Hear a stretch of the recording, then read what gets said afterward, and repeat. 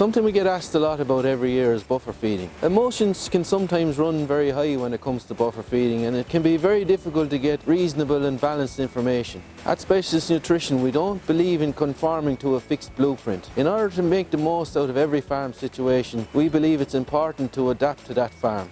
We like to challenge every farmer to take a look at their farm and examine what might work best for them.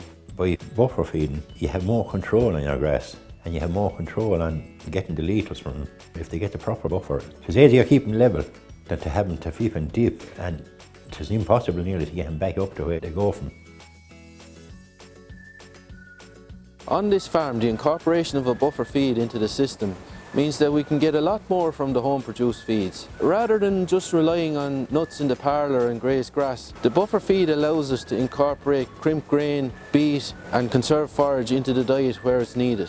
The majority of the time, the decision whether to buffer feed or not comes down to a few small things. Firstly, the cow's energy requirement to support maintenance and milk production versus the energy intake from grass and whether there's any shortfall there. It's important that we make up the deficit. Secondly, when it comes to farm covers, a buffer feed can give us control where it's needed. Thirdly, in some situations at grass, rumen function can be challenged. A buffer feed where needed can give us control over rumen function, more so than just nuts in the parlour.